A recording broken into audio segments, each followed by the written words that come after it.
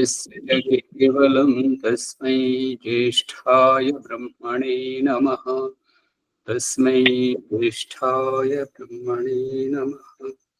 ఈ యొక్క ఉపనిషత్తు జ్ఞాన గంగా అధ్యాత్మ సత్సంగానికి వచ్చినటువంటి వారందరికీ నమస్తే, స్వాగతం, సుస్వాగతం. ఓం నమస్తే ఆచార్యజీ. సర్వభ్యో నమ నమః ఆచార్యజీ.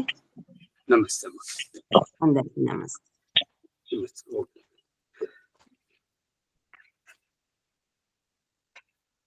బృహదారణ్యకోపనిషత్తు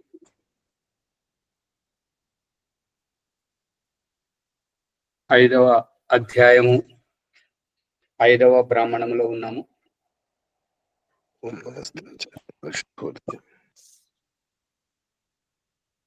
ఆప ఏవ ఇదం అగ్ర ఆసుః తాః ఆపః సత్యం అసృజంత సత్యం బ్రహ్మ బ్రహ్మ ప్రజాపతిం ప్రజాపతిర్దేవా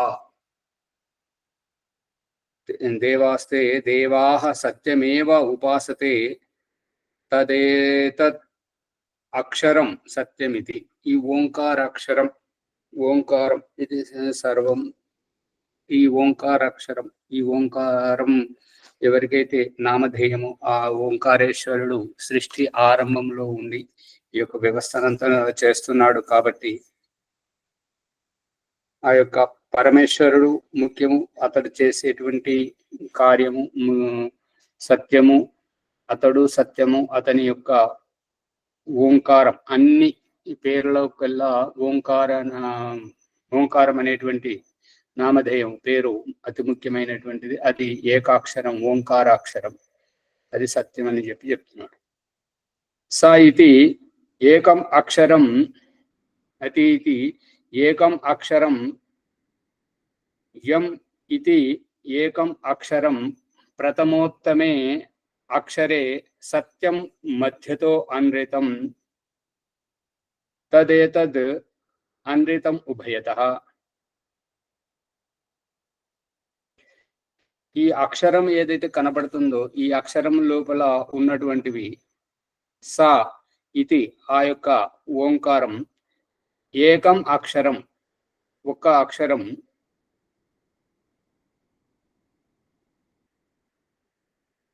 ఇతి ఇది ఏకాక్షరం ఈ ఓంకారం అనేటువంటి ఈ ఒక్క అక్షరం, యం ఏకం అక్షరం ఏ ఒక అక్షరం క్షరము కానటువంటి, క్షరం అంటే నాశనం, క్షరము కానటువంటి నిత్యుడైనటువంటి శాశ్వతుడైనటువంటి ఆ పరమాత్మను వ్యక్తపరుస్తూ ఉంటుంటది.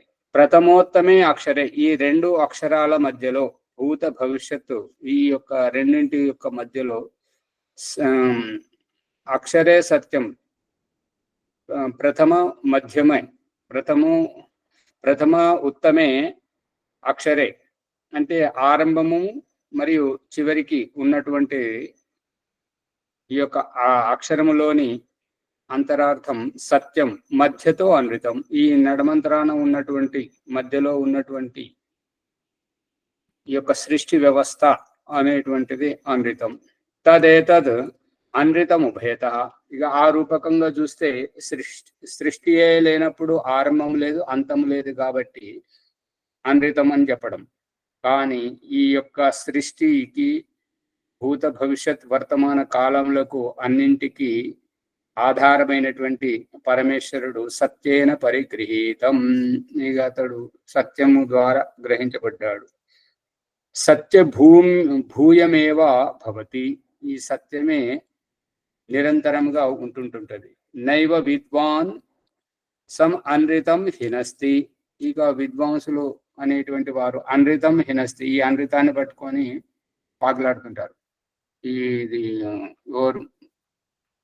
యానగొంది మాణిక్యేశ్వరి మాత గారి ప్రవచనం నరసరెడ్డి గారు విన్నారంట. విని ఏమన్నారంటే, ఈ యజ్ఞం ద్వారా ఎవరు స్వర్గానికి పోరు, కాలుష్యం నివారణ అవుతుందని వారు విన్నారంట. దీని అభిప్రాయం ఏంటంటే, ఇటువంటి మిడిమిడి జ్ఞానంతో ఎన్నో జీవితాలు దారి తప్పిపోతున్నాయి. నిన్నటి ఉదయమే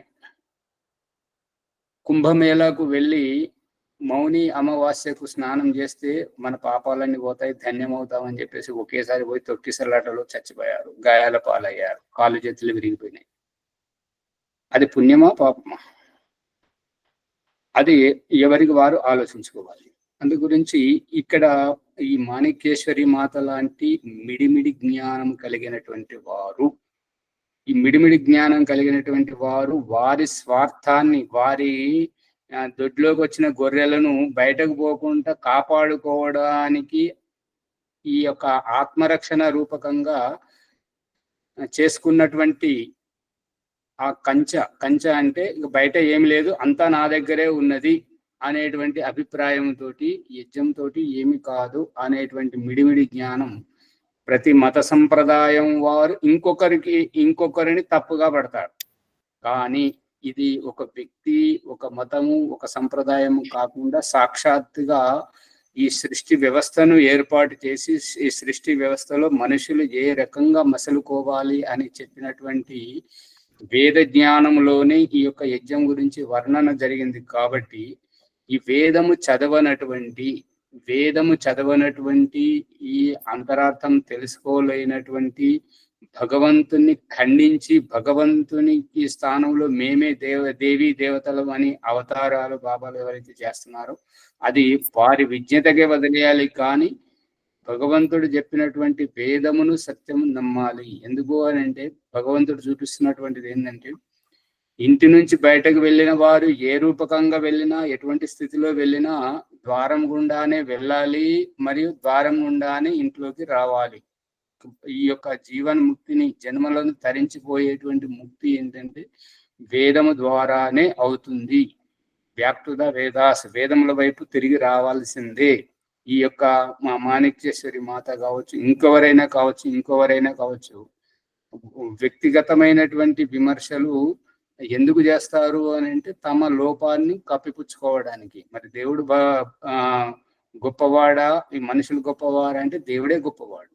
మరి ఆ దేవుడు లేకుండా ఈ మనుషులు ఇలా పుట్టారు, ఇదొకటి. ఆ దేవుడు ఇచ్చేటువంటి జ్ఞానం లేకుండా ఈ దీపం వెలగాలనేటువంటిది, ఈ యజ్ఞం చేయాలనేటువంటిది ఇది మనుషుల కల్పితం కాదు కదా, భగవంతుడే చెప్తున్నాడు కదా. మరి భగవంతుడి కంటే ఎక్కువ తెలిసిన వారా వీరు? ఇదంతా వీళ్ళు ఆలోచించుకోవాలి. ఎవరినైతే మొన్న ఒక వ్యక్తి గురించి చర్చ చేసుకున్నాం, అతడు నిత్యాగ్నిహోత్రం చేస్తున్నాడు శ్రద్ధతోటి, తనకు తోచిన విధంగా చేస్తున్నటువంటి వారికి ఆ అజ్ఞానమైనటువంటి మూర్ఖుడైనటువంటి పురోహితుడు వచ్చి, అయ్యయ్యో ఇదేంటి పాపం, శిష్టకృతి లేకుండా చేస్తున్నారు, శిష్టకృతి లేకపోతే యజ్ఞము సఫలం ఎట్లా అవుతుంటది, మీరంతా రోజు నిష్ఫలమైన కర్మ చేస్తున్నారు, అలా చేయకూడదు అనగానే అతడు అది మానేశాడు. తప్పుదో పట్టించేటువంటి వారు, సమాజాన్ని దారి తప్పించేటువంటి వాళ్ళు చాలా ఉన్నారు. వారి మాటల మర్మాన్ని గ్రహించండి. ఎవరైనా కూడా తమ నిహిత స్వార్థాన్ని గుర్తించి చెప్తారే కానీ మన ఆత్మను ఉద్ధరించేటట్టుగా, మన ఆత్మను ఉద్ధరించాలి అంటే వీళ్ళు ఆకారంతో ఉన్నారు. ఆకారం అనేటువంటిది ఎక్కడి వరకు అని అంటే ఈ జన్మ వరకే ఉన్నది. మరి ఈ జన్మను తరింపజేసేటువంటిది వాళ్ళు ఎలా చెప్తుంటారు? వాళ్ళు యొక్క జన్మను తరించేది చెప్పాలి అని అంటే మరి భగవంతుడి ఆజ్ఞ దగ్గరికే రావాలి, భగవంతుడి చెప్పినటువంటి వేదము దగ్గరికే రావాలి, వేదముల యొక్క వ్యాఖ్యానము దగ్గరికే రావాలి. అక్కడికి వస్తే మళ్ళీ వాళ్ళ అవతారం లేదు, వాళ్ళ మత సంప్రదాయాలు లేవు, అవి లేనే లేవు. మరి అలాంటప్పుడు మరి భగవంతుడు ఈ ఖురాను బైబిల్లో ఆ ఈథేను తోటలో ఉన్నటువంటి ఆ యొక్క చెట్టు, ఆ తోటలో అనేక చెట్లు ఉన్నాయి, ఏ చెట్టు గురించి ఏం చెప్పకుండా ప్రత్యేకంగా ఆ చెట్టు పండు తింటేనే మీరు చస్తారు అని చెప్పడం, తిన్న తర్వాత కావకపోగా వాళ్ళకు జ్ఞానోదయం కలగడం, ఇదంతా బుద్ధి విరుద్ధమైనటువంటి వ్యవహారం కదా. మరి ఇది ప్రజలు గమనించాలి. ఈ ప్రజలు ఎప్పుడైతే గమనిస్తూ ఉంటుంటారో, విన్నది వాళ్ళు ఎందు గురించి చెప్తున్నారు, ఎలా చెప్తున్నారు అది గమనిస్తే సత్యం బోధపడుతుంటుంది. కాబట్టి ఈ అన్రితం వైపు నైవం విద్వాన్ సం అన్రితం హినస్తి. ఈ యొక్క విద్వాంసులైనటువంటి మనుషులు ఏదైనా తప్పుదో పట్టించేటట్టుగా ఏదైనా మనకు ఈ హితమ అని చెప్పేసి భగవంతునికి భిన్నంగా, భగవంతుని దిశానిర్దేశానికి భిన్నంగా, వేదాలకు విరుద్ధంగా ఏదైతే చెప్తుంటారో విద్వాంసులు, ఈ అవతారాలు అనుకొని ఈ మాతాలు కానీ బాబాలు కానీ ఎవరైతే చెప్తుంటారో వాళ్ళదంతా అమృతమయంగా. ఎందుకంటే అమృతం ఎందుకు అని అంటే, ఇప్పుడు ఈ రహస్యమే లౌకికంలో చూసుకుంటే ఏంటంటే, అమ్మ సూటిగా చెప్పి తిడుతుంటుంటది తప్పు చేసినప్పుడు, అదే ఆంటీ అయితే ఎప్పటికీ పొగుడుతుంటుంది. అర్థం కావట్లేదా?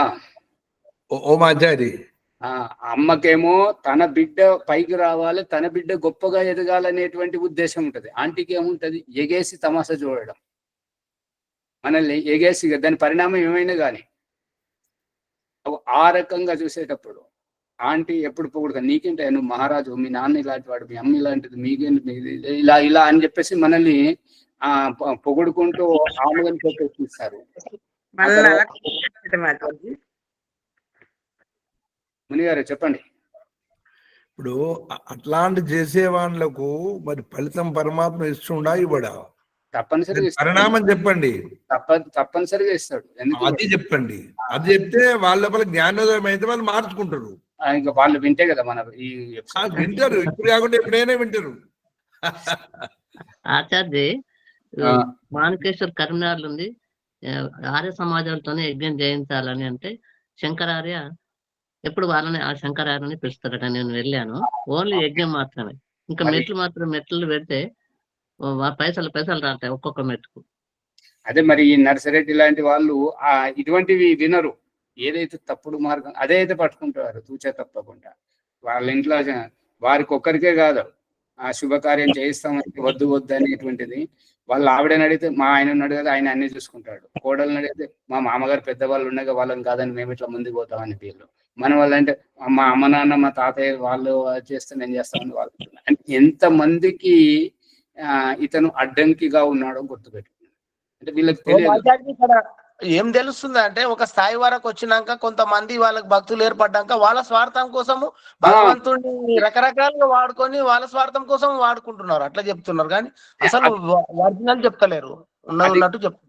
అది గ్రహించట్లేదు కదా వీళ్ళు, వినేటువంటి వీళ్ళు గ్రహించట్లేదు.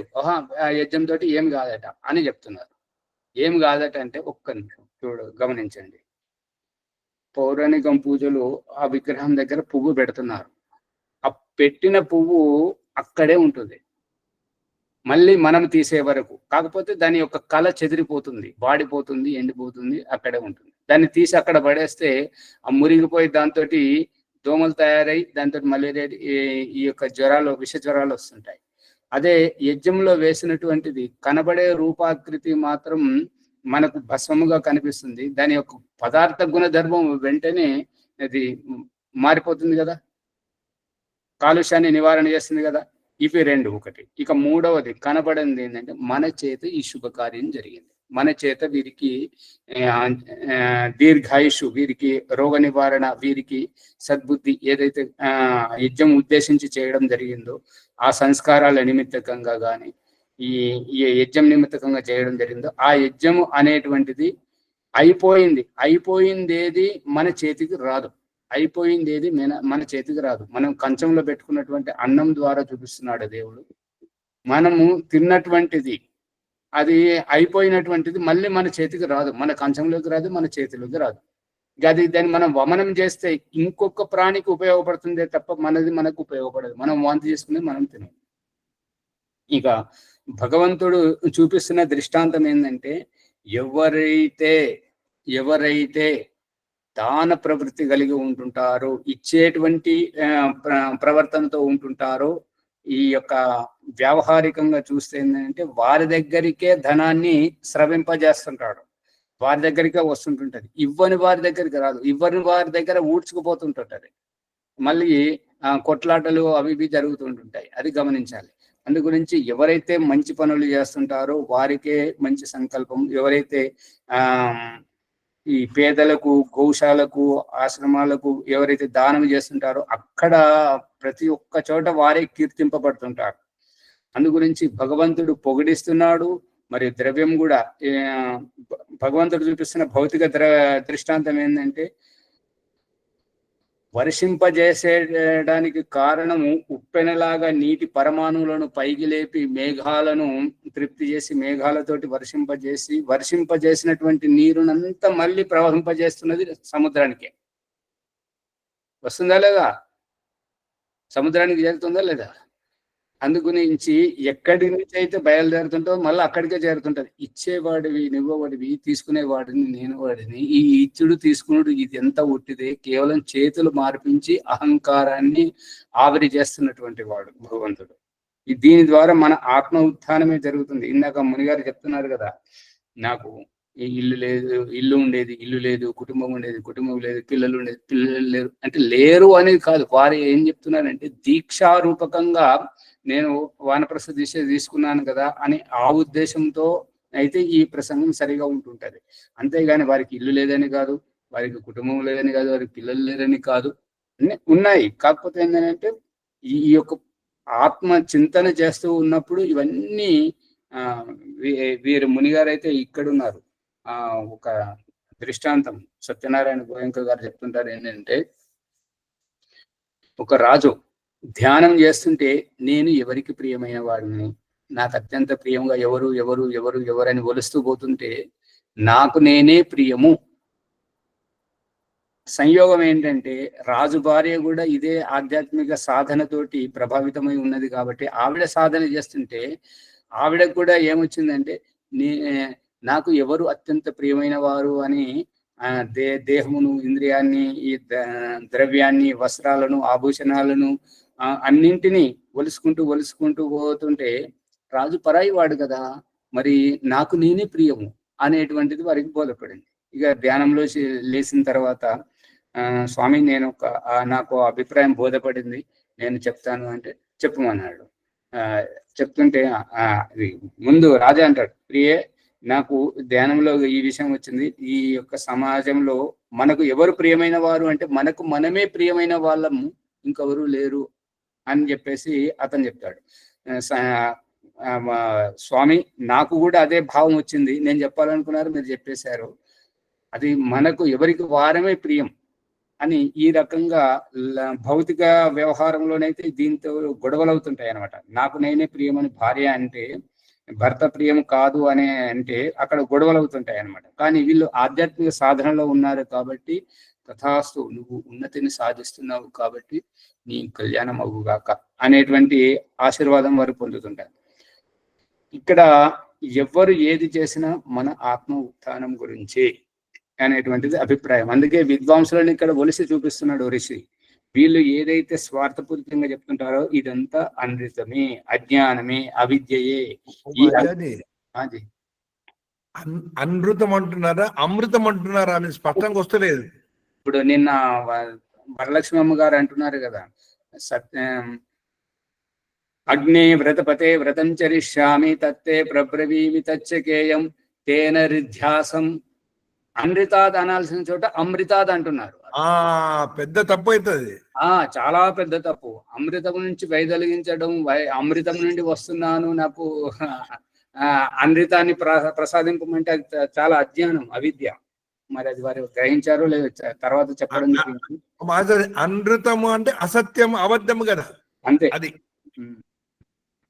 అమృతము అంటేనేమో మరణము లేనిది, నాశనము లేనిది, ఎప్పటికీ శాశ్వతంగా ఉండేటువంటిది. అనృతము రితము కానిది, అంతే అవిద్య. ఓం ఆచార్య అమృతం అనాలి ఆచార్య. మా అమృతాత్, మా అమృతాత్, అనృతాత్ సత్యం ఉపైమి. అనృతాత్ పంచమి భక్తి ఏకవచనం. అనృతము నుండి సత్యం ఉపైమి, సత్యం వైపుకు వస్తున్నాను, సత్యంకు చేరుకుంటున్నాను, సత్యవంతుడని అవుతున్నాను. ఆచార్య ఒక మంత్రం వినిపించండి ఒకటి. అగ్ని వ్రతపతే వ్రతం చరిష్యామి తత్తే ప్రబ్రవీమి తచ్చకేయం తేన రిధ్యాసం. రిద్ధి అని అంటే మన యొక్క జ్ఞానం కోసం, మన ఆత్మ ఉన్నతి కోసం. తేన రిధ్యాసం అనృతాత్ సత్యం ఉపైమి. అన్రితాత్ సత్యం ఉపమి అన్రితాత్ అన్రితం అంటే అవిద్య విజ్ఞానము నుండి సత్యం ఉపయమి సత్యం వైపుకు వస్తున్నాను. మళ్ళీ ఇది కూడా చెప్తుంటారు కదా, మృత్యోర్ మోక్షేయ మా అమృతాత్, అమృతం నుంచి నన్ను విడిపించకు, మృత్యువు నుంచి విడిపించు గాని అమృతం నుంచి నన్ను విడిపించకు అని చెప్పేసి ప్రార్థన. అక్కడనేమో అమృతము, ఇక్కడనేమో అనృతము, అంతే కదా? అంటే అంటే అక్కడనేమో అమృతము నుంచి విడిపించకు అని అక్కడ ఉన్నది, ఇక్కడ నేను అనృతాన్ని వదిలి సత్యము వైపు వస్తున్నానని ఇక్కడ ఉన్నది. అంతే అంతే అంతే, కరెక్ట్. మిద అమృతం అనేది ఆచార్య మన వ్రతపతి. ఆ? మిద అమృత సత్యం ఉపయమి అంటే మిద అనద్దు అక్కడ ఆచార్య. మీద అంటే మళ్ళీ చదవండి, మంత్రం చదవండి. నా దగ్గర బుక్ లేదు ఆచార్య. అగ్నే వ్రతపతే వ్రతం చరిష్యామి తత్తే ప్రబ్రవీమి తచ్చకేయం తేన రిద్ధ్యం అన్రితాత్ సత్యం ఉపయమి. మీ మిద అనేది ఎక్కడ వస్తలేదు కదా. ఓం నమస్తే ఆచార్య. అన్ని పుస్తకాలలో మాత్రం అమృతాత్ అని ఉంది ఆచార్య, కానీ మీరు అనృతాత్ అని చదవమంటున్నారు కదా ఆచార్య. మధ్యలో వస్తుందండి అది. ఎలా అంటే అగ్నే వ్రతపతే వ్రతం చరిష్యామి తత్తే ప్రబ్రవీమి తక్షకేయం తేన రుద్యాసం ఇదమహం అనృతాత్ సత్యముపైమి స్వాహ. ఇదం అవును, తర్వాత అనృతాత్ తర్వాత ఇదం అనేది వచ్చి అమృతం. ఇదం అన్రితాత్ సత్యం ఉపయమి. అవునండి, కరెక్టే ఉంది అది. కాదు మన చదవటంలో అదే సంధి రాకపోతే ఏమంటారంటే, ఇప్పుడు శ్యామలయ్య గారు చదువుతున్నారు మదీనా హస్యామ శరద, అది ఏమంటారు, సహనా భవతు సహనౌ భునక్తు సహ వీర్యం కరవావహై తేజస్వినా మదీతమస్తు అని చదువుతున్నాం. మదీనమస్తు, మదీన అది మదీనా అంటే మక్కా మదీనా, అది ఇస్లాం. మళ్ళీ సంధ్య లోపల కూడా ఏమని చెప్తున్నారంటే ప్రభామ శరదశతం పశ్యేమ శరదశతం జీవేమ శరదశతం శృణ్యామ శరదశతం ప్రభ్రవామ శరదశతం అధీనాహ శతం అధీనాహ చదవాల్సింది, విడివిడిగా చదవాల్సింది. మదీనాహ శ్యామ శరదాశతం మదీనా అంటే అక్కడ అర్థమే వేరైపోతుంది కదా. అర్థం ఎట్లా వేరైపోతుంది అంటే సంసృజేతామయంచ అన్నదానికి సగం సృజేతామ ఎంచ అన్నదానికి ఉద్బుద్ధ్య స్వాగ్నే ప్రత్యాగ్రహి త్వమిష్ట పూర్తే సంసృజేతామయంచ, ఇది ఈ రకం చదవాలి. ఉద్బుద్ధ్య స్వాగ్నే ప్రత్యాగ్రహి త్వమిష్ట పూర్తే సగం సృజేతామయంచ. పుస్తకాల్లో అట్లాగే ముద్రితం అవుతుంది, వాళ్ళు అట్లాగే చదువుతున్నారు, అది అశుద్ధం. మరి ఆ తప్పులు ఎలా ప్రచురించారు ఆచార్య? అన్ని తప్పులు మీరు చెప్పేది మాత్రం స్వచ్ఛంగా ఉంటుంది, మళ్ళీ అలా చూస్తే అన్ని అక్కడ గా అవి ఇవన్నీ అక్షరాలు తప్పుగా ఉన్నాయి. అమ్మగారు మన ఉచ్చారణ కూడా పోతుందండి, ఉచ్చారణ దోషం కూడా. అమ్మగారు అందరూ మడిగట్టుకొని నిష్ఠగా ఉండి బ్రాహ్మణ వస్తి రోజుకోకోడి మాయం వెలగలేదా? వెలిగింది ఆచార్య. మడిగట్టుకొని పూజలు చేసేటువంటి బ్రాహ్మణ బస్తీ, కానీ రోజుకోకోడి మాయం. అందరూ ఋషి దయానందని శిష్యులే. దయానంద సరస్వతి చెప్పింది ఒకే ఒక మార్గం, కానీ ఎంతమంది పండితులు ఉంటే అన్ని రకాలుగా సంధ్యోపాసన, అన్ని రకాలుగా యజ్ఞం చేయిస్తున్నారు. మరి దీనికి బలేదెవరు?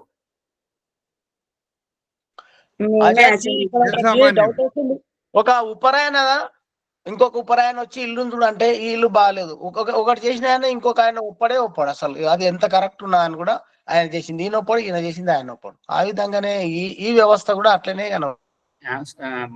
శ్యామలయ్య గారు, మీరు ప్రసంగానికి రావట్లేదు. మీరు చెప్పేది ఏంటంటే ఈ పండితులలో ఉన్నటువంటి పరస్పరమైనటువంటి భావజాలాన్ని మీరు చెప్తున్నారు. ఇక్కడ ఓంప్రకాష్ ఇక్కడ చర్చిస్తున్న విషయం ఏంటంటే, గురువు ఒకటే అయినప్పుడు, సిద్ధాంతం ఒకటే అయినప్పుడు భిన్నమైనటువంటి మార్గాలు ఎట్లా ఉంటాయి?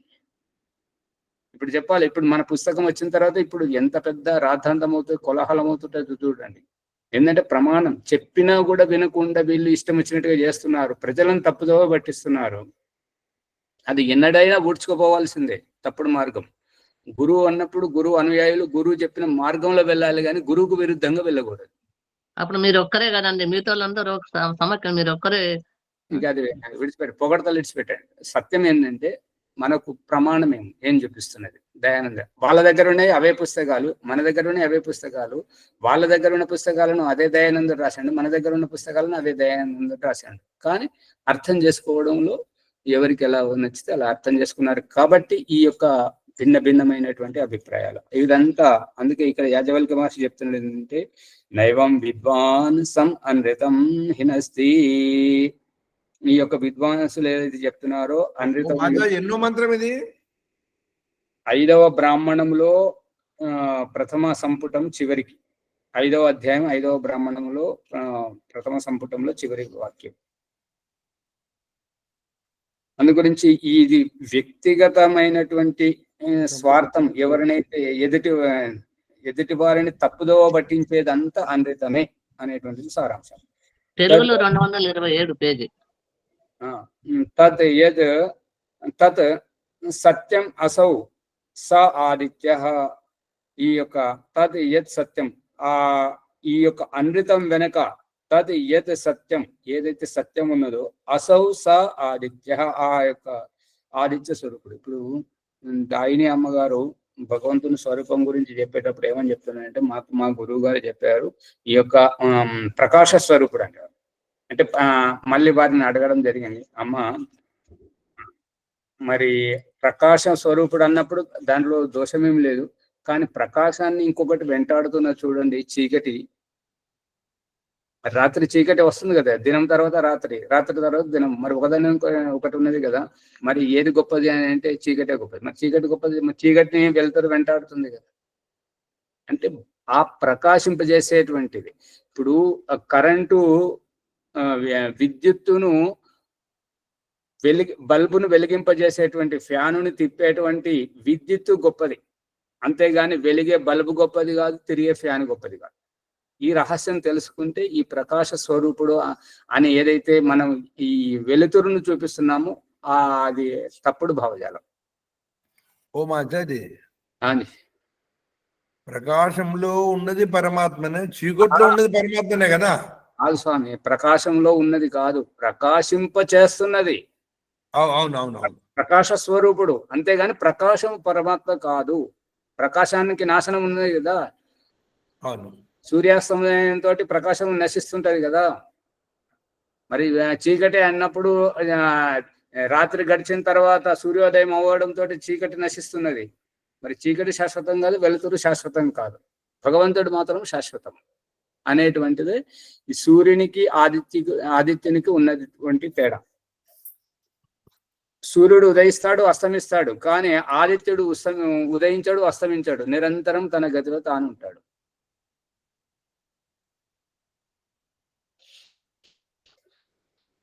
స ఆదిత్యో యా ఏష ఏతస్మిన్ మండలే పురుషో యశ్చాయం దక్షిణే అక్షన్ పురుషస్తావేతౌ అన్యోస్మిన్ ప్రతిష్ఠితౌ రశ్మిభిర్ ఏషో అస్మిన్ ప్రతిష్ఠితః ప్రాణైః రయం అముస్మిన్ స యత్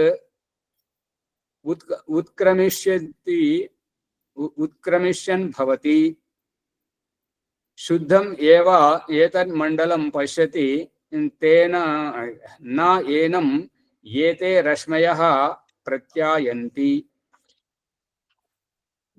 ఇక్కడ చెప్తున్నది ఏమంటే, యా ఏష, ఎవరైతే ఈ యొక్క ఏతస్మిన్ మండలే పురుషో, ఈ యొక్క సృష్టి మండలం అండపిండ బ్రహ్మాండంలో ఎవరైతే ఉన్నారో, ఎవరిలోనైతే ఈ యొక్క అండపిండ బ్రహ్మాండములు ఉన్నాయో అటువంటి పురుషుడు యశ్చాయం దక్షిణే అక్షన్. ఇంకా ఆ పరమేశ్వరుని మనం చూడాలి అని అనుకుంటే పురుషో యశ్చాయం, ఎవరైతే వ్యక్తి అతనికి దక్షిణే అక్షన్ కుడి కంటిలో, పురుష తావత్ ఏవ అయం తావత్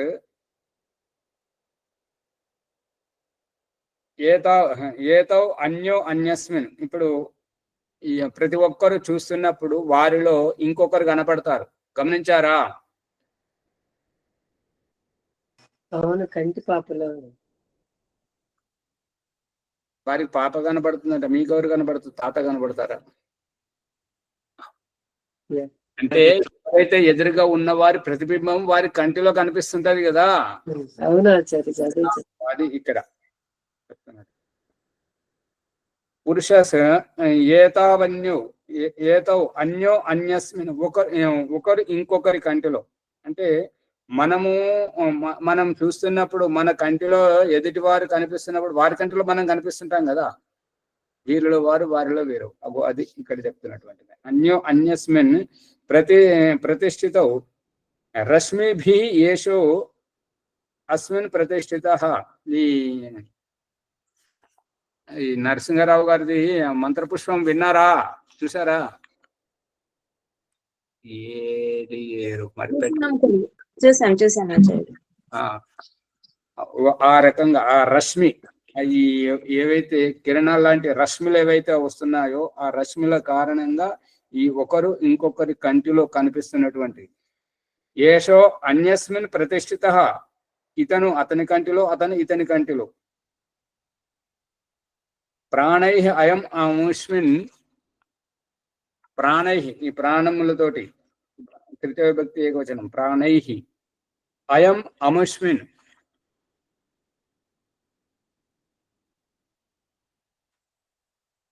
సా యత్ ఉత్క్రామిషన్. ఉత్క్రామిషన్ అంటే ఎగిరి పడటం, అక్కడి నుంచి ఇక్కడ వెలువడటం. ఇప్పుడు దీపము వెలిగించడంతో కిరణాలు వెలువడుతుంటాయా, కిరణాలు వెలువడ్డ తర్వాత దీపం వెలుగుతుందా? దీపం వెలిగిన తర్వాతే. సూర్యుడు ఉదయించిన తర్వాత కిరణాలు వస్తాయా, కిరణాలు వచ్చిన తర్వాత సూర్యుడు వస్తాడా?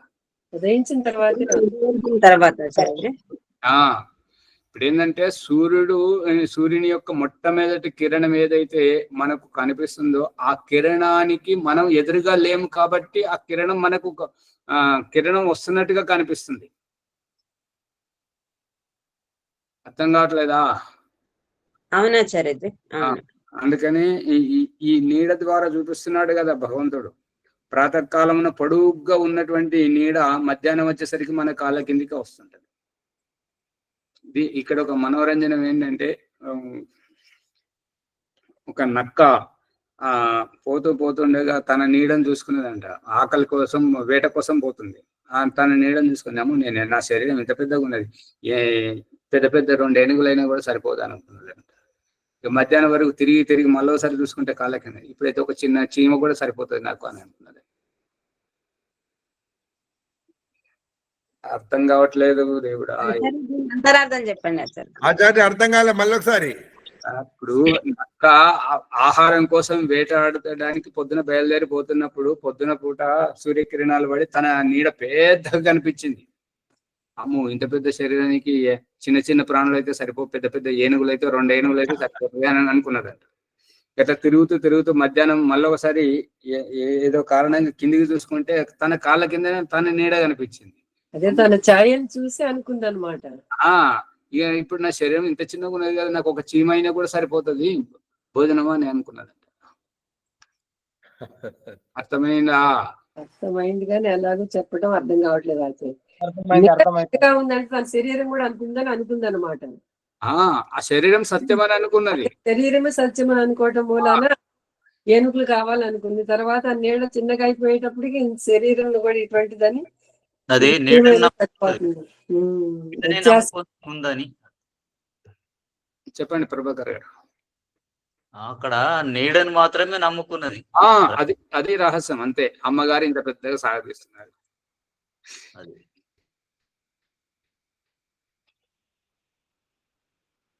ఉత్క్రమిషన్ భవతి, ఈ యొక్క ఎగిరి అంటే అక్కడి నుంచి విస్ఫోటం అవుతూ, అంటే బటన్ వేయగానే బల్బు ప్రకాశిస్తూ ఉంటే బల్బులోంచి కిరణాలు రావడం. అదే రకంగా సూర్యుడు ఉదయిస్తూ పోతుంటే సూర్యునిలోంచి కిరణాలు వెలువడడం. సూర్యుడే లేకపోతే కిరణాలు ఎక్కడికి వస్తాయి? అందుకే అక్కడ మహాభారత యుద్ధంలో చూపిస్తుంటాడు కదా, జయద్రథుడు అర్జునుడిని పరిహసింపజేస్తుంటాడు అనమాట. ఏంటంటే, నేను ఈ రోజు సూర్యాస్తమయం అయ్యే లోపల నీ తల కనుక నేను తెంచకపోతే నేను అగ్ని సమాధి అయిపోతానని అంటే, అక్కడ మబ్బుల వెనుక సూర్యుడు ఉండడం చూసి సూర్యాస్తమయం అయిపోయింది అనుకొని చాలా పరిహసింపజేస్తుంటాడు అనమాట. అప్పుడు శ్రీకృష్ణుడు అట్లా చేత్తోటి అంటే మనకు తెలియాలని చెప్పేసి చేత్తోటి అంటూ చూపిస్తాడు అనమాట. మబ్బులు తేలిపోజేసి, హే అర్జున్ క్యా దేఖ రే హో, ఏ రహా సూర్య ఏ రహా జయద్రథ్ అని చెప్తాడు అనమాట. అంటే అదిగో సూర్యుడు ఇదిగో జయద్రథుడు, ఇంకేం ఆలోచిస్తున్నావు, ఏయ్ కొట్టయ్యా నేను చెప్తుంటాడు అనమాట. అట్లా అందుకని ఈ యొక్క మబ్బులు ఉన్నప్పుడు దానికి సూర్యుడు ప్రకటితం కానప్పుడు కిరణాలు కూడా ఉండవు అనేటువంటిది అభిప్రాయం.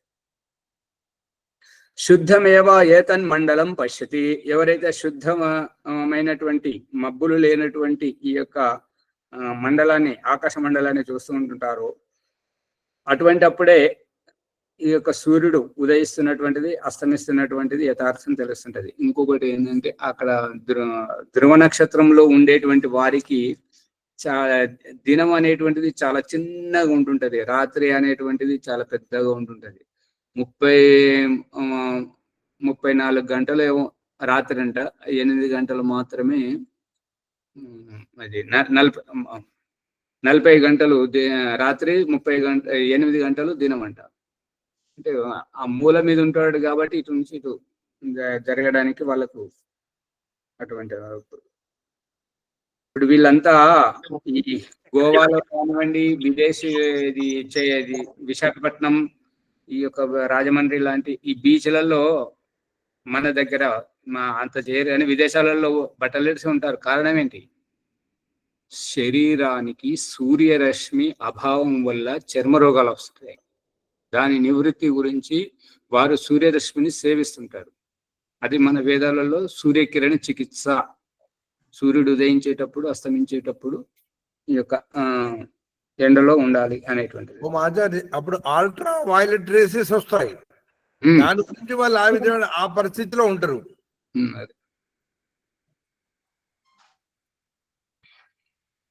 నా ఏనం ఏతే రశ్మయ ప్రాపయంతి, ఈ రశ్ములు ఆ స్వరూపాన్ని చేరుకోలేవు. ఆ విడుదలయ్యేటువంటి ఈ రశ్ములు విడుదలయ్యేదే సూర్యుని నుండి. ఈ అల్ట్రావైలెట్ కిరణాలు వెలువడేటువంటిది అంతా సూర్యుని నుండే కాబట్టి ఈ కిరణాల వల్ల ఏది కాదు, సూర్యుని నుండి అంత అవుతుంది అనేది అభిప్రాయం. యా ఏష ఏతస్మిన్ మండలే పురుషస్తస్య భూరితి ఈ శిర ఏకం ఏతద్ అక్షరం భువ ఇతి బాహు ద్వే ఏతే అక్షరే. యా ఏష ఈ యొక్క ఓంకారం గురించి వివరించి చెప్తున్నాడు అనమాట. యా ఏష ఏతస్మిన్ మండలే, ఈ యొక్క ఓంకారం అనేటువంటి ఈ ఆవరణంలో పురుషస్తస్య భూరితి, ఆ పురుషుడు అనేటువంటి అతడు భూహు ప్రాణం, అతడే లేకపోతే ఈ ఓంకారం లేదు అనేటువంటిది అభిప్రాయం. కానీ ఈ యొక్క ప్రతి మంత్రానికి ఓంకారం పెట్టి చెప్తున్నటువంటి వారు, ఓంకార జపం చేస్తున్నటువంటి వారికి దేవుడు లేడు, ఓంకారం మాత్రమే ఉంది. పట్టుకుంటున్నారా బాలాజీ గారు, పుష్పమ్మ గారు? ఓంకారాన్ని ఎవరైతే జపం చేస్తుంటారో ఓంకారేశ్వరిని గ్రహించడంలో ఆలస్యం చేస్తున్నారు. ఇంకా ఎవరైతే ప్రతి మంత్రానికి ఓంకారాన్ని తీసుకొస్తే ఈ యొక్క సంధ్యోపాసన ఉపస్థానంలో ఎక్కడైతే ఓంకారం చెప్పకూడదు దయానంద సరస్వతి పెట్టలేదు, కానీ పండితులు మాత్రం ప్రతి ఒక్కరు పెట్టుకుంటున్నారు, ప్రతి ఒక్క మంత్రాన్ని పెడుతున్నారు. అది వారి విద్యతకే వదిలేయాలి. ఇక్కడ మళ్ళీ వారి గురించి చేస్తే వ్యక్తిగత ద్వేషాలు వస్తాయి. నేను అడుగుతే ఏమంటే ఓంకారం చెప్పినంత మాత్రం తప్పేముంది, భగవంతుని నామం కదా. అదే అమ్మగారు, అదే కదా ఇక్కడ ఉన్నది. దయానంద సరస్వతి ఏమో ఓంకారేశ్వరుని తోటి కలుపుతున్నాడు, ఈ పండితులు ఏమో ఓంకారేశ్వరుని ఎప్పుడైనా కలుసుకోవచ్చు, ముందు ఓంకారం దగ్గరికి రండి. పేరు ముఖ్యమా వ్యక్తి ముఖ్యమా అంటే పండితులు వ్యక్తి పేరుకు ప్రాముఖ్యత ఇస్తున్నారు, ప్రకరణము వ్యక్తికి ప్రాముఖ్యత ఇస్తుంది. మనము ఎవరినైనా కలవాలనుకుంటే ఎక్కడికి పోతున్నామంటే పలానాయనను ముఖ్యమంత్రిని ప్రధానమంత్రిని కలవడానికి పోతున్నాడు. ముఖ్యమంత్రి మంత్రి అని పేరు ఎప్పుడు పెడతాము అని అంటే వారికి దూరంగా ఉన్నప్పుడు. అదే వారి ఎదురుగా కూర్చున్నప్పుడు పేరు పెట్టి పిలుస్తామా? దయానంద సరస్వతికి ఏం తప్పున్నది అని వక్రీకరిస్తున్నటువంటి వారికి ఉన్నటువంటి తేడా అర్థమవుతుందా? అర్థమవుతుంది కదండి, వారు తప్పు చెప్పారా అదే చెప్పారా అంటే ఎవరికి వాళ్ళమే ఆలోచించాలి. ఒకరికి లోతుగా ఆలోచించే పండితులు లేరు. పండితుల దాకా ఎందుకండి, ఇప్పుడు మనమే ఇప్పుడు వింటున్నాం కదా. అమ్మగారు ప్రజలకు చెప్పడం లేదు, వాళ్ళు ఉన్నారు కానీ ప్రజలకు. అమ్మగారు పొద్దున బ్రహ్మ ముహూర్తంలో అబద్ధం చెప్పొద్దు. భగవంతుడు ఏమంటున్నాడంటే ఒకరిని అనుసరించకు. జిడ్డు కృష్ణమూర్తి గారు చెప్పే సందేశం ఏంటంటే నువ్వు గురువుని ఎందుకు ఎంచుకుంటావు? గురువు ఒక గుడ్డివాడు, అతని వెంట పడుతున్నావేంటి? భగవంతుడు గురువుని ఎట్లా పుట్టించాడో నిన్నట్లే పుట్టించాడు కదా, అతనికి ఎట్లా బుద్ధి ఉన్నది నీకు అట్లే బుద్ధి ఉన్నది కదా. నువ్వు కొత్త మార్గం వెయ్యి, నువ్వే దారి ఎదురుపెట్టు. అర్థమవుతుందా విజయలక్ష్మమ్మ గారు? ప్రతి ఒక్కరు ఎవరి చింతన మనన నిధిధ్యాసనం తోటి వారు తరించబడుతుంటారే గాని ఓం ప్రకాష్ చెప్పిన మాటలతో గాని, సత్యనారాయణ గోయంక విపස්සన చెప్పిన మాటలతో గాని, ఇంకా ఓషో చెప్పిన మాటలు, ఇంకెవరెవరో చెప్పిన మాటలతోటి ఎవ్వరు తరించబడరు. అక్కడ నటన మాత్రమే ఉంటుంది. అందుకే అందరి విని మనది పాటించాలన్నా చర్చి అంతే. ఇప్పుడు ఈ ఓం ప్రకాష్ ఈ యొక్క ఈ తరగతికి ముందు 4:30 నుంచి 5 గంటల వరకు, 5 గంటల 5:10 వరకు కూడా వస్తున్నారు. ఇది చేయించేది ఏంటంటే వ్యక్తిగత చింతన సాధన చేయడం నేర్పిస్తున్నారు. ఇది ఎవరైతే ఎంత ఎక్కువగా అయితే చేస్తున్నారో, బాలరాజు లాగా మిట్ట చూస్తే కాదు, రావాలి సమయానికి వచ్చి దాంట్లో పాల్గొనాలి. పాల్గొన్నప్పుడే తెలుస్తుంది. బాలరాజు గారు సోనాముఖి ఆకు వాడితే పొట్ట శుద్ధి అవుతుందా, కేవలం తెచ్చుకొని ఇంట్లో పెట్టుకుంటే అవుతుందా? యజ్ఞకుండము అంటే చెప్తుంది అనమాట, నన్ను తెచ్చి ఇంట్లో పెట్టుకున్నావు ఎప్పుడు చేస్తావు అని అంటుంది యజ్ఞకుండం. సరే సరే మంచిది. ఓకే నమస్తే. సమయం దొరకలేదు. ఆచార్య ఓం ప్రకాష్ గారు ధన్యవాదములు. సమయం వృధా చేసే వాళ్ళు చాలా మంది ఉంటారు, సమయం దొరకని వాళ్ళు చాలా మంది ఉంటారు. ఈ రెండింటి వ్యత్యాసం ఎవరు గమనిస్తారు? నేను తెలుసుకోవడం కొరకే ఈ మన సత్సంగానికి వచ్చేది. ఎవరైతే యథార్థాన్ని తెలుసుకుంటారో, ఇప్పుడు ఆచార్య గారు భావన వ్యక్తం ఏం చేస్తున్నంటే, వేదం జ్ఞానం, ఈశ్వరీయ జ్ఞానాన్ని యథార్థంగా తెలుసుకున్న వారే లాభాన్వితులు అవుతారు. సగం తెలుసుకున్న వారు గోడ మీద పిల్లల అటు ఇటు మాట్లాడుతుంటారు. అది కావద్దు. అయితే ఇటనుండి అయితే అటనుండి ఆ విషయం యథార్థాన్ని తెలుసుకో. ఆ విఘ్నత నీకే వదిలేసేసిండు. వారు ఇంకొక మాట అన్నారు, ఓంప్రగా చెప్పినట్టు కాదు, ఇంకెవరో పండితులు చెప్పినట్టు కాదు, నీకు పరమాత్ముడు బుద్ధినిచ్చిండు కదా, నీ బుద్ధితో నువ్వు యోచించు, అప్పుడు యథార్థం బయటపడుతుంది. లోతుగా అర్థం వస్తున్నా చక్కగా. ఆత్మ పరమాత్మ. తర్వాత ఆచార్య ఓంప్రగా గారికి ధన్యవాదములు. ఈ ఎపిసోడ్ను లైక్ చేయండి, షేర్ చేయండి, సబ్స్క్రైబ్ చేయండి, పక్కన ఉండే గంట దిమ్మ నొక్కండి. ఎందుకంటే యథార్థం గ్రహించడానికి కొరకు ఆత్మ సిద్ధంగా ఉన్నది, కానీ ఆ గ్రహించాలా వద్దా అనేటువంటిది కూడా డిసైడ్ చేయాలి. ఎవరు? నేనే చేయాలి. మళ్ళా అది చేస్తే మనము ఆధ్యాత్మికంలో అడుగులు ముందుకు వేస్తాం. అంతే తేడా. కాబట్టి ఆ యథార్థాన్ని తెలుసుకొని ఆచరణ చేయండి. ఆచరణ ముఖ్యమంటున్నాడు. ఆచరణ చేస్తారని ఆశిస్తూ ఈ రోజున వైదిక సంధ్యోపదన ప్రభాకర్ గారు చేయించిన ప్రార్థన. ఓం.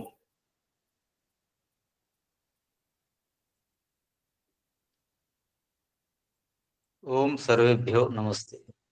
ఆచార్యజీ నమస్తే. వైదిక సంధ్య బ్రహ్మ సాక్షాత్కారం.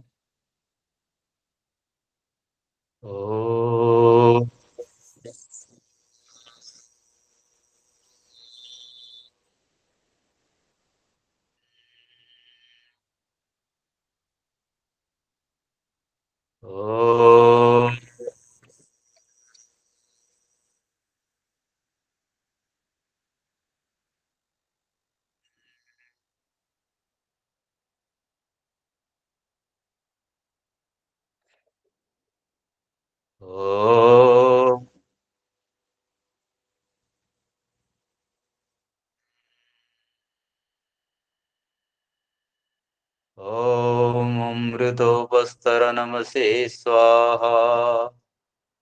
ఓం అమృతాపిధా నమసే స్వాహా. ఓం सत्यं यशः श्रीर्मैश्री श्रेयतां स्वाहा। आचमन मंत्रम।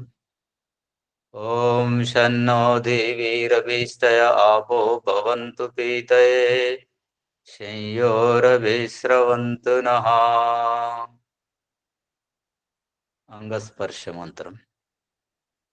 ओम वाक् वाक् ओम प्राणः प्राणः ओम चक्षुः चक्षुः ओम श्रोत्रं श्रोत्रम् ओम नाभिः ओम हृदयम् ओम कंठः ओम शिरः ओम बाहुभ्यां यशोबलम् ओम करतला करपृष्ठे ओम भू पुनातु शिरसि ओम भुवः पुनातु नेत्रयोः ओम स्वः पुनातु कंठे ओम महः पुनातु हृदये ओम जनः पुनातु नाभ्याम् ओम तपः पुनातु पादयोः ओम सत्यं पुनातु पुनः शिरसि ओम घं ब्रह्म पुनातु सर्वत्र। ओम भू ओम भुवः ओम स्वः ओम महा ओम जनः ओम तपः ओम सत्यम् ओम ऋतं च सत्यं च विद्धा तपसोऽध्यजायताम् ततो रात्र्यजायत ततो समुद्रोदर्नवा ओम समुद्रादर्नवादधि संवत्सरो अजायत अहोरात्राणि विदधद्विश्वस्य मिषतो वशी ओम सूर्याचन्द्रमसौ दाता यथा पूर्वमकल्पयत् दिवं च पृथिवीं चान्तरिक्षमतो स्वः ओम शन्नो देवीरभीष्टय आपो भवन्तु पीतये संयोरभिस्रवन्तु नः। ओम प्राचीदिगग्निरधिपतिरसितो रक्षितादित्या इषवः तेभ्यो नमो अधिपतिभ्यो नमो रक्षितृभ्यो नमो ईशुभ्यो नमो येभ्योऽस्तु योऽस्मान् द्वेष्टियं वयं दिस्मस्तं वोजम्बे दद्मः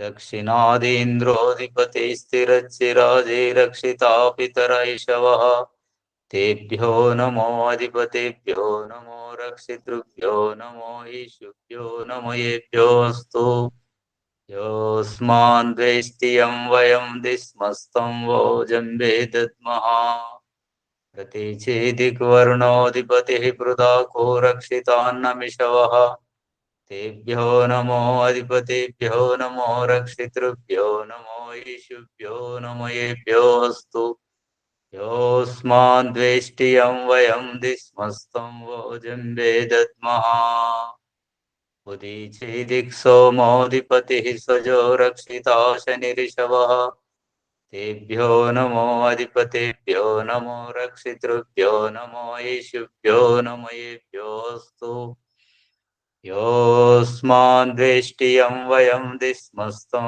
वोजम्बे दद्मः ध्रुवादिग्विष्णुरधिपतिः कल्माशग्रीवो रक्षिता वीरुदैषवः तेभ्यो नमो अधिपतिभ्यो नमो रक्षितृभ्यो नमो ईशुभ्यो नमो येभ्योऽस्तु योऽस्मान् द्वेष्टियं वयं दिस्मस्तं वोजम्बे दद्मः ऊर्ध्वादिग्बृहस्पतिरधिपतिः श्वित्रो रक्षिता वर्षमिषवः तेभ्यो नमो अधिपतिभ्यो नमो रक्षितृभ्यो नमो ईशुभ्यो नमो येभ्योऽस्तु योऽस्मान् द्वेष्टियं वयं दिस्मस्तं वोजम्बे दद्मः जातवेदसे सुनवामसो ममराति यतो निदहाति वेदः स नः पर्षतति दुर्गानि विश्वानावेव सिन्धुं दुरितात्यग्निः चित्रं देवानामुदगादनीकं चक्षुर्मित्रस्य वरुणस्याग्नेः आप्राध्या वा पृथिवी अन्तरिक्षं सूर्य आत्मा जगतस्तस्तु सच्चा उदित्यं जातवेदसं देवं वहन्ति केतवः दृशे विश्वाय सूर्यम् उद्वयं तमसस्परिष्वः पश्यन्त उत्तरम् देवं देवत्रा सूर्यमगन्मज्योतिरुत्तमम् तच्चक्षुर्देवहितं पुरस्तात् शुक्रमुच्चरत् पश्येम शरदशतं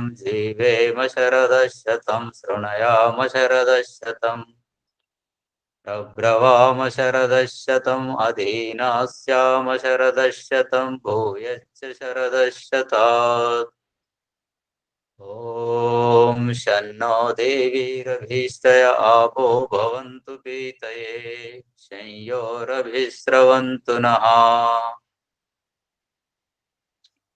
ॐ भूर्भुवः स्वः तत्सवितुर्वरेण्यं भर्गो देवस्य धीमहि धियो यो नः प्रचोदयात् हे ईश्वरा दयानिधे भवत्कृपयानेन जपोपासनादिकर्मणा धर्मार्थकाममोक्षाणां सद्यः सिद्धिर्भवेन्नः ॐ नमः शम्भवाय च मयो भवाय च नमः शङ्कराय च मयस्कराय च नमः शिवाय च शिवतराय च ॐ शन्नो देवीरभीष्टय आपो भवन्तु पीतये संयोरभिस्रवन्तु नः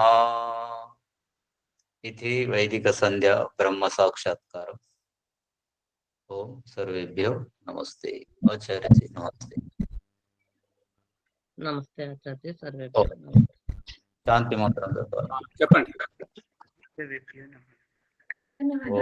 ఓం ధ్యౌ శాంతి అంతరిక్షం శాంతి పృథివీ శాంతి आपशान्ति वोषधय शान्ति वनस्पते शान्ति विश्वे देवा शान्ति ब्रह्म शान्ति सर्वं शान्ति शान्तिरेव शान्ति सामा शान्तिरेधि ॐ शान्तिः शान्तिः शान्तिः